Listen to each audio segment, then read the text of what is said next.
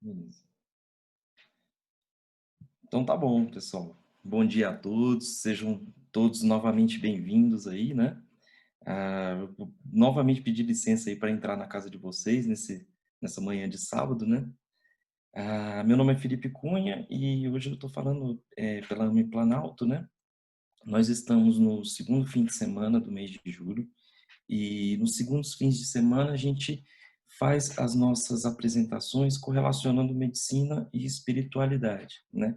E hoje a gente vai conversar um pouco a respeito de mediunidade e emoções. A gente tem a literatura que a gente recomenda, que gosta que vocês dêem uma lida antes das apresentações, das nossas palestras, sempre lembrando aqui do nosso chamado Pentateuco Espírita, né, que são as obras básicas do Espiritismo, Livro dos Espíritos, Livro dos Médiuns, hoje a gente vai usar bastante, né? Toda a literatura de Chico Xavier, especialmente as obras psicografadas por Emmanuel e por André Luiz, as obras complementares, especialmente de Valdo Pereira Franco, né, focando bastante na Joana de Ângeles também. E para essas apresentações do segundo fim de semana do mês de julho, dos segundos fins de semana, a gente foca bastante nesse livro aqui, o Saúde Integral, que é uma publicação da AME Brasil. E hoje a gente vai dissecar o capítulo desse livro que é do mesmo nome, Mediunidade e Emoções.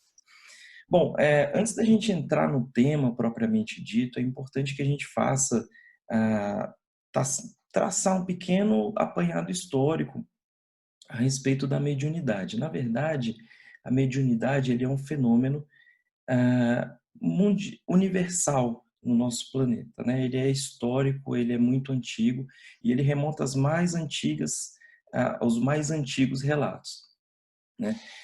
Hoje eu trouxe aqui um trecho de Apocalipse do capítulo 22, escrito por João, e ele diz: Eu, João, ouvi e vi essas coisas. E depois de ter ouvido e visto, prostrei-me aos pés do anjo que me mostrava isso para adorá-lo.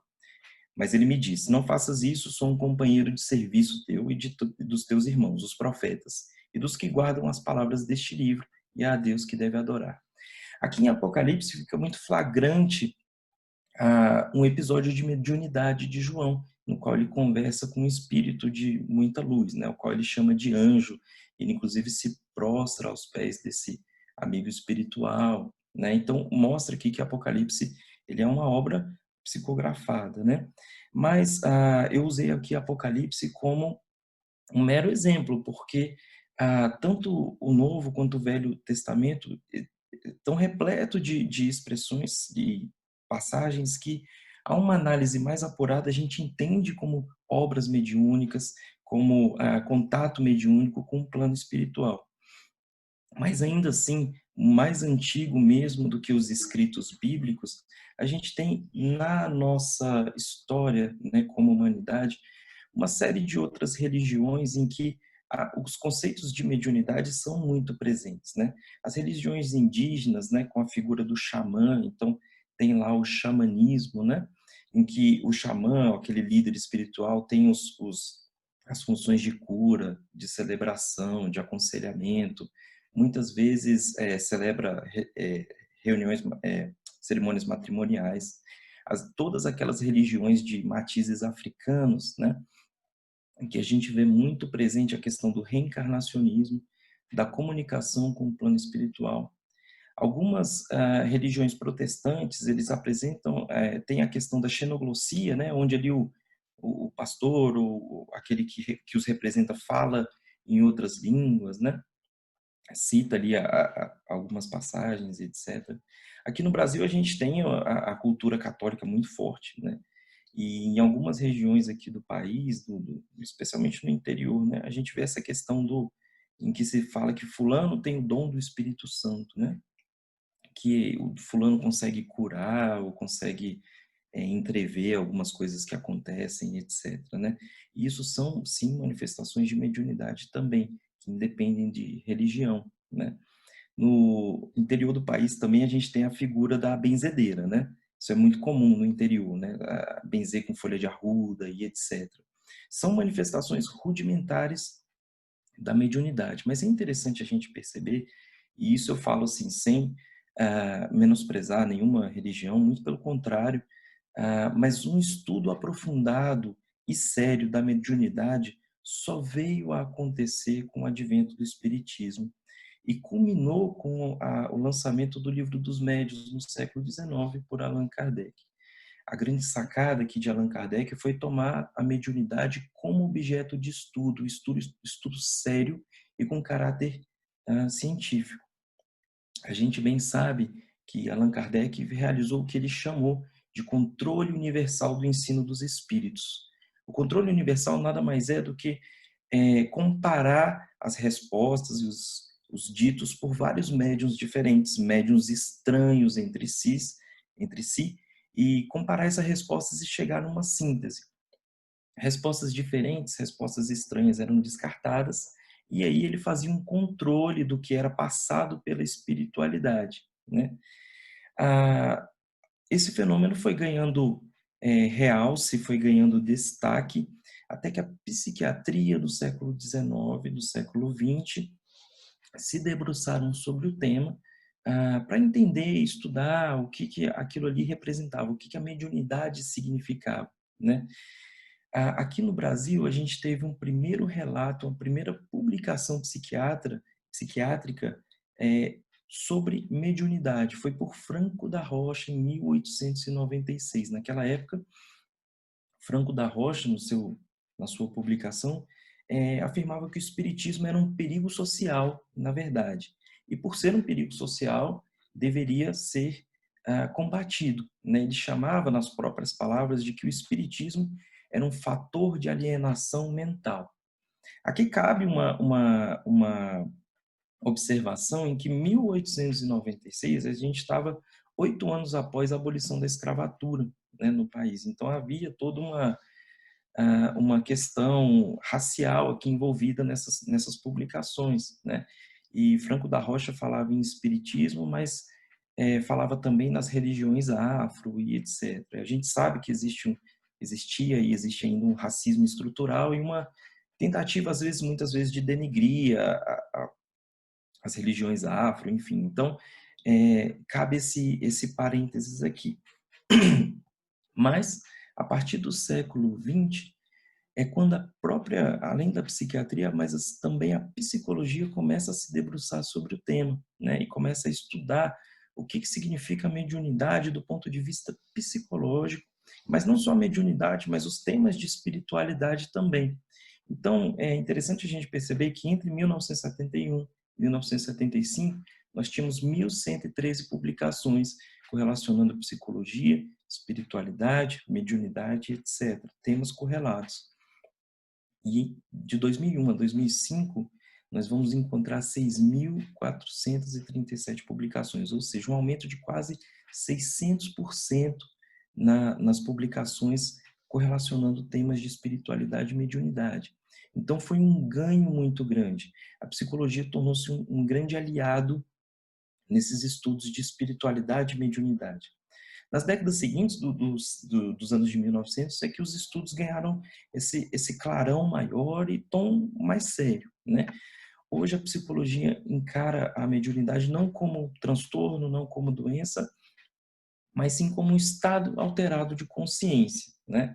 E a gente sempre fala, é muito difícil para a ciência aceitar a espiritualidade, comunicação com o plano espiritual, sobrevivência da consciência, etc. Mas a gente tem que pensar que encarar a mediunidade como estado alterado de consciência já é um ganho muito grande para a gente, né? Já é aí um primeiro passo, os passos mais rudimentares da ciência em torno do maior, né? Do mais alto, do plano espiritual. Então, a gente tem que definir inicialmente o que é médium e o que é mediunidade. Isso está muito bem dito, está muito bem explicado no livro dos médiuns por Allan Kardec. A palavra médium, ela deriva do latim medium, que significa meio intermediário. Então, Allan Kardec define o médium como uma pessoa que pode servir de intermediária entre os espíritos e os homens, né? Mas logo mais adiante, no item 159, no capítulo 14 do Livro dos Médiuns, Allan Kardec deixa bem claro: toda pessoa que sente a influência dos espíritos é, em qualquer grau de intensidade, um médium. Ou seja, todos nós somos médiums em maior e menor grau. Essa faculdade é inerente ao homem. Por isso mesmo, não constitui privilégio e são raras as pessoas que não a possuem, pelo menos em estado rudimentar. Pode-se dizer, pois, que todos são mais ou menos médiuns. A mediunidade é um dom inerente ao ser humano, né? Então, todos nós somos médiuns, todos nós expressamos a mediunidade. Entretanto, existe uma pequena confusão quando a gente vai falar que fulano é médium e Beltrano não é. O que a gente quer, muitas vezes, é dizer que quando a gente diz que uma pessoa é médium, é que ela é, na verdade, um médium ostensivo. Aquele que, num período grande do seu cotidiano, uma boa parte do seu tempo, está em contato com a espiritualidade, como foi o caso de Chico Xavier, como é o caso de Divaldo Pereira Franco. Entendendo que a mediunidade é uma faculdade de todos nós, é muito bonita a definição que Chico Xavier dá para mediunidade. Chico Xavier, que é nosso protótipo de médium, né? Aquele que viveu uma vida dedicada à sua mediunidade, de uma conduta ilibada do começo ao fim, né, da sua existência aqui no plano terrestre.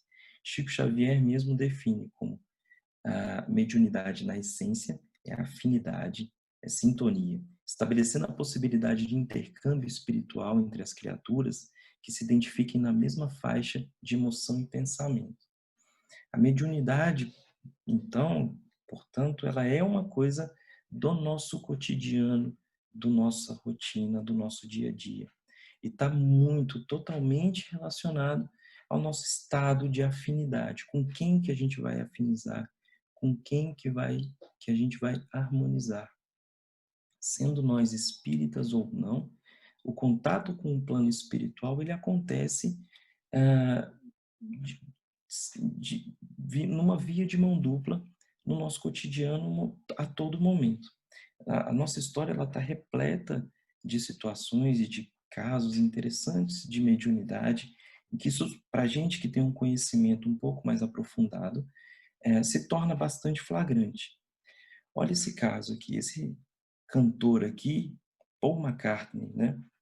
Eu não sei se vocês conhecem o Paul McCartney, mas ele era de uma bandinha que tinha aí, um tal de Beatles.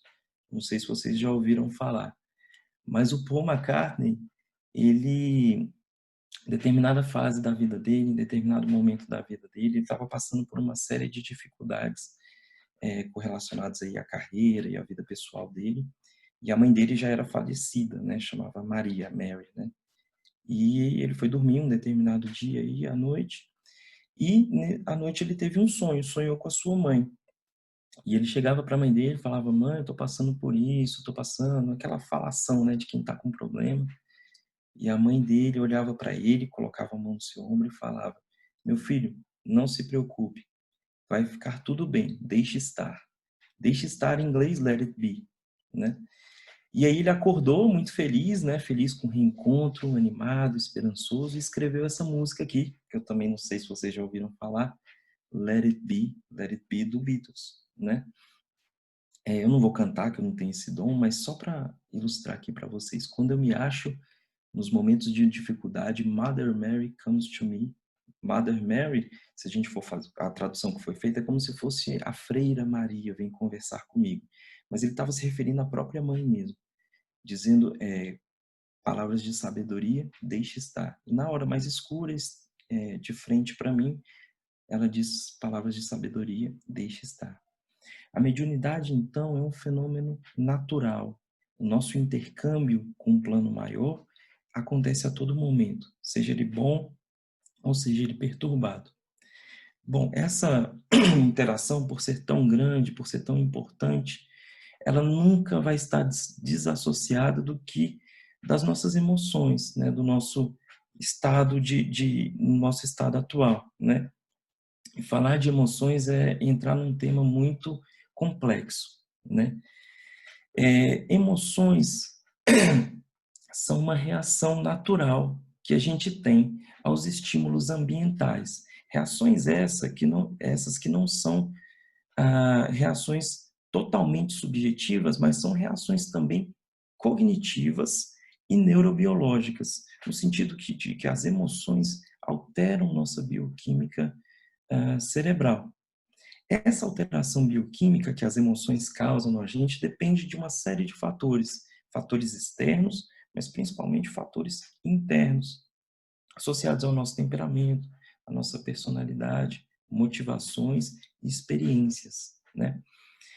Aqui é interessante a gente fazer uma dissociação e uma diferença, né, entre sentimento e emoção. A gente vai entender que emoção é aquela reação mais crua, mais inicial, mais básica.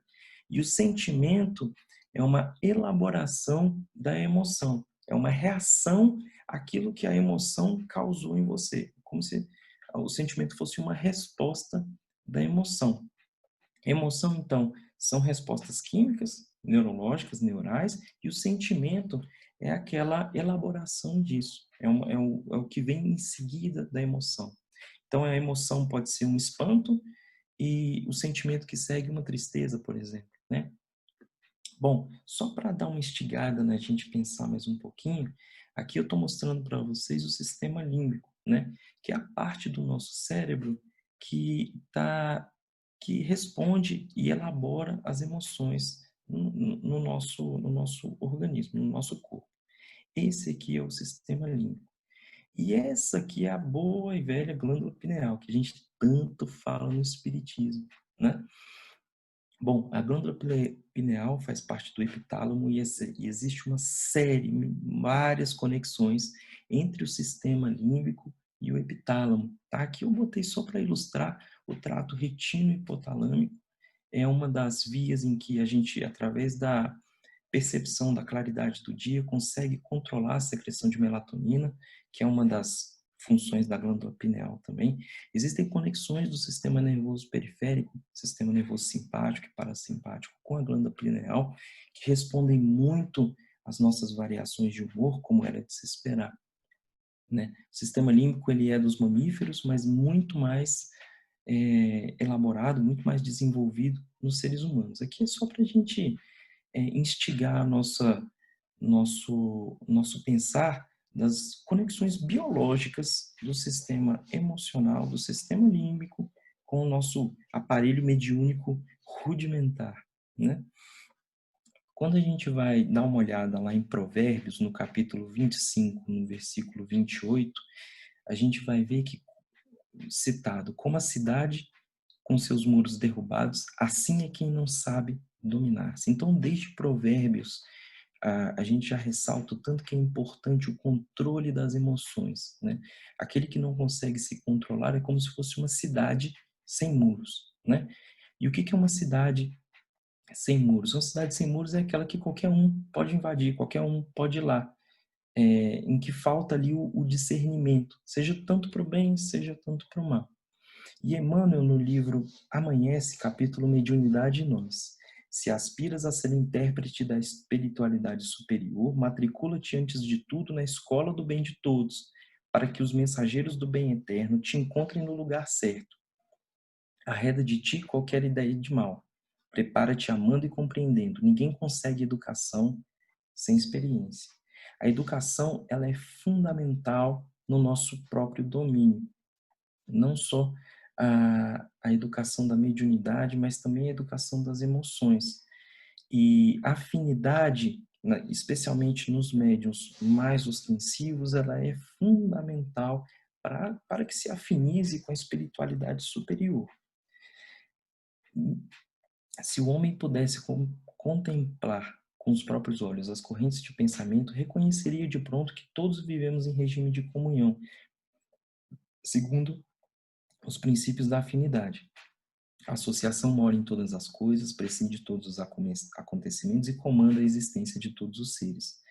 O livro Pensamento e Vida é o nosso xodó aqui da AME Planalto, né? E nesse capítulo, Associação, Emmanuel deixa bem claro o tanto que é importante a comunhão entre nós todos, né? O tanto que isso faz parte do nosso cotidiano e aqui ressalta a necessidade do nosso domínio emocional e mediúnico. Quando a gente fala de educação da mediunidade, especialmente naquelas pessoas em que a mediunidade é mais aflorada, nos médiuns mais ostensivos, existe uma série de publicações a respeito disso, especialmente da FEB, né? Existe uma publicação da FEB, que é o Mediunidade, Estudo e Prática, em que se cita: a educação da faculdade mediúnica requisita do médium um esforço perseverante e deve ser exercida no ambiente seguro das casas espíritas, que funcionam como escolas de formação espiritual e moral que trabalham à luz da doutrina espírita. E aqui eu queria ressaltar muito a palavra perseverante, né? A educação da mediunidade, ela é muito trabalhosa e ela depende, define muito o médium pelo seu trabalho de perseverança, de constância, de frequência, né? Então, e é importante que esse trabalho de educação da mediunidade seja feito no ambiente da casa espírita, que a gente vai considerar que é um ambiente mais seguro e mais propício para as manifestações mediúnicas, né? A mediunidade, ela não começa na adolescência, não começa na fase adulta, não começa quando é criança. A mediunidade, na verdade, e aqui eu estou falando mais especificamente dos médiuns ostensivos, é um trabalho que começa antes da encarnação, antes da nossa reencarnação. A mediunidade ostensiva, ela é também uma provação. É uma provação que vai exigir daquela pessoa controle emocional, dedicação, perseverança e por isso mesmo não está isenta de um imenso amparo espiritual.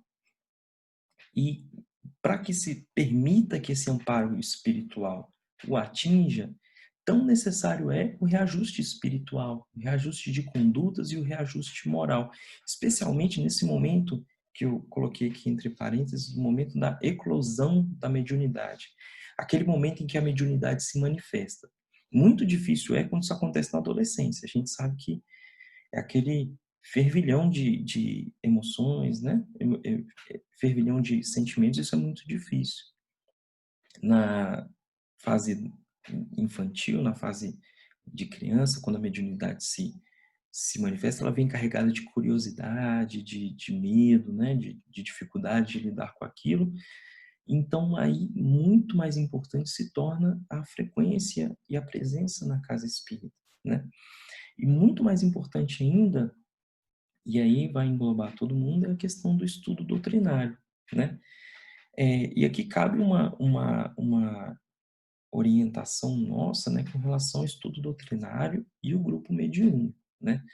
A gente conhece, assim, sabe que tem algumas casas em que, às vezes, a pessoa vai procurar a casa espírita, ou mesmo algumas outras religiões em que tem a figura do médium, né?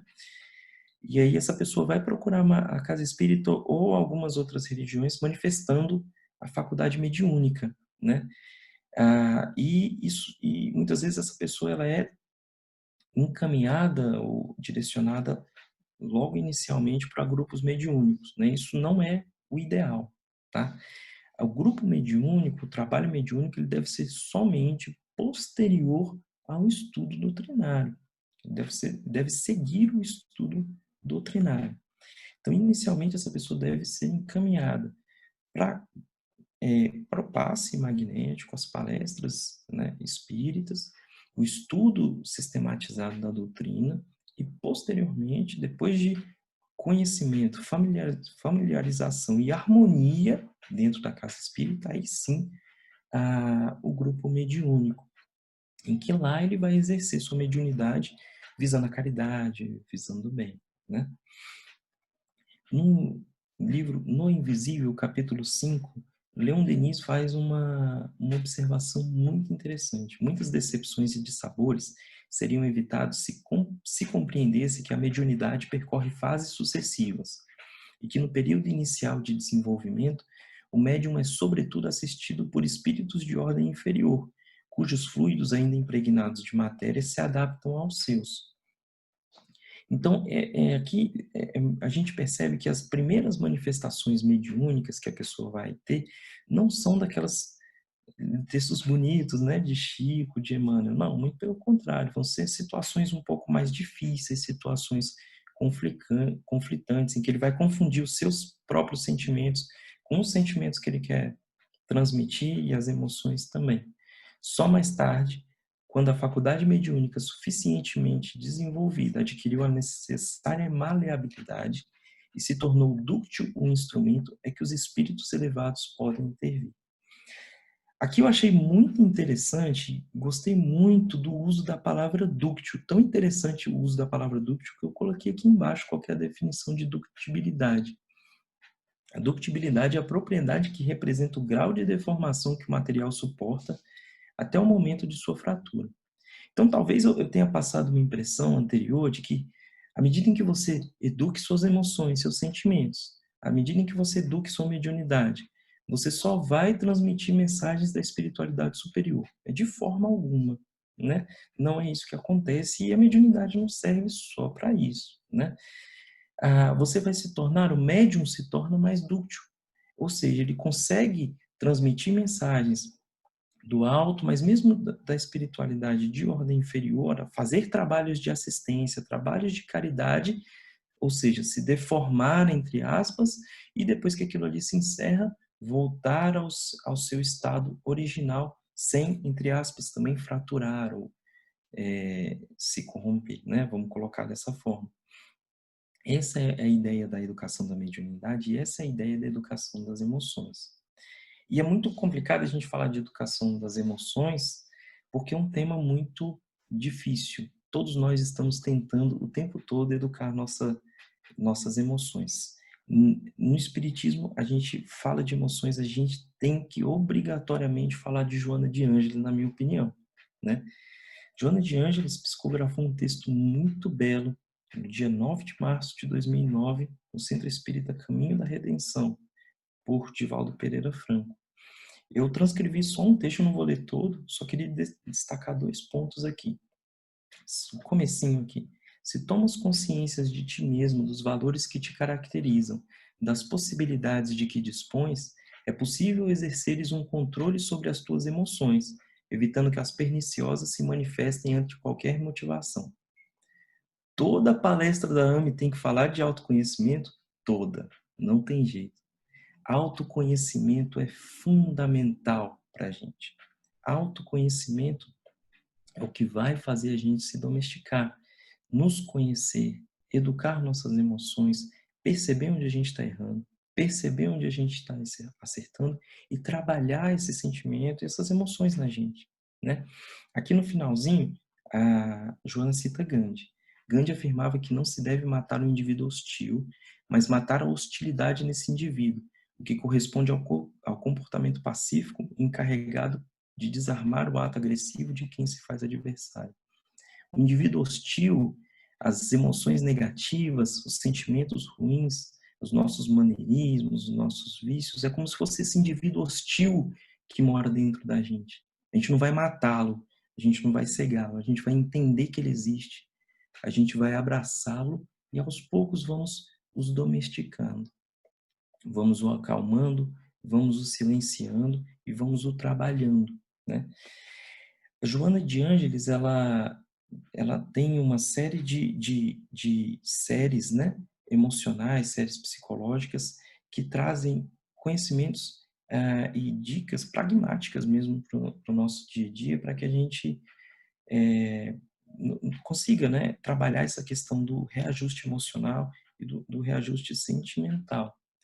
Lá em Jeremias, no capítulo 17, no versículo 9, está escrito: enganoso é o coração mais do que todas as coisas e perverso. Quem o conhecerá? Já de muito tempo se cita isso, né? O tanto que é difícil nos conhecer, conhecer o nosso próprio coração. E nos conhecer, o autoconhecimento também nos traz a questão da afinidade, da necessidade da elevação ao alto. E a Joana de Ângeles traz, como eu falei, uma série de dicas ou orientações pragmáticas, né?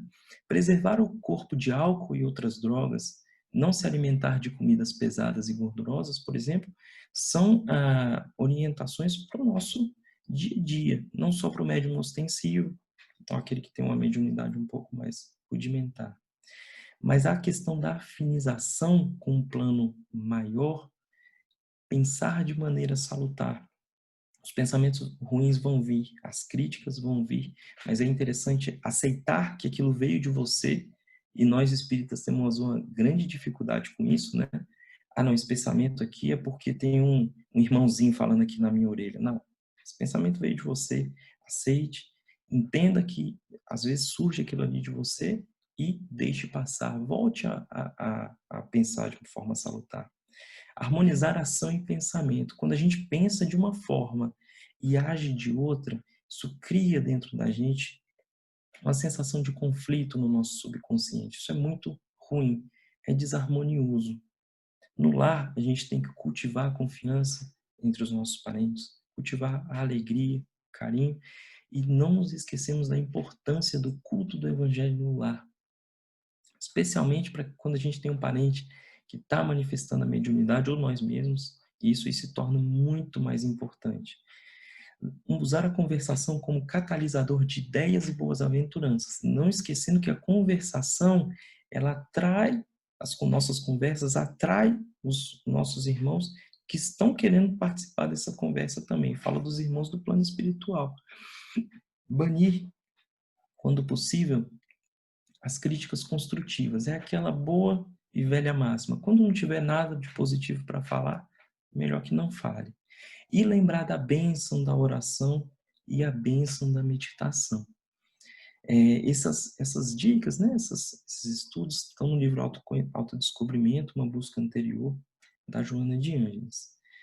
No livro Mediunidade e Sintonia, no capítulo 3, Emmanuel fala: se te detens na caça ao prazer dos sentidos, cedo te converterás no intérprete das inteligências magnetizadas pelos vícios de variada expressão. O nosso estudo emocional, o nosso controle da mediunidade e etc., de nada vai valer se a gente ainda está familiarizado, entre aspas, magnetizado com os nossos vícios da carne, né? Com os nossos destemperamentos, as nossas conversas e leituras não elevadas, né? Bom, e aqui a gente chega naquele ponto e percebe o tanto que é difícil, né? Controle da mediunidade, controle das emoções. E aqui eu queria citar, ressaltar para a gente o tanto que a psicologia formal e o tanto que vem se falando a respeito da constância. É a constância, é a perseverança que vai fazer a gente mudar nossos hábitos. É como uma atividade física, que no começo é muito difícil, é muito penoso, mas que você insiste, por mais que você falhe um dia ou outro, insiste, insiste até que aquilo ali vira um hábito. Assim é na nossa vida. Assim é com a educação das emoções, assim é com a educação da mediunidade. A perseverança nos muda, nos altera. E a gente tem aquela velha passagem muito bonita também do Chico conversando com Emmanuel, né? Em que naquele momento em que ele estava passando por uma série de conflitos, a mediunidade do Chico naquela eclosão, naquele despertar, né? E pela primeira vez ele encontra o seu guia espiritual, Emmanuel, né? E ele pergunta para Emmanuel o que ele precisa, ele aceita a tarefa, né, de propagação da doutrina espírita, e ele pergunta para Emmanuel o que ele precisa, né, quais o que ele vai precisar ali para ser um bom médium, um bom intérprete da doutrina espírita, né? E Emmanuel, não, é simples, você só vai precisar de 3 coisas: disciplina, disciplina e disciplina, né? Perseverança, não vamos deixar nos abater pelas frustrações, pelas pequenas falhas, sejamos constantes, perseveremos e tenhamos disciplina. Beleza? Então, beleza, pessoal, vou encerrar aqui, vamos fazer nossa pausa. Obrigado aí pela presença de todos, pela atenção. Muito obrigado.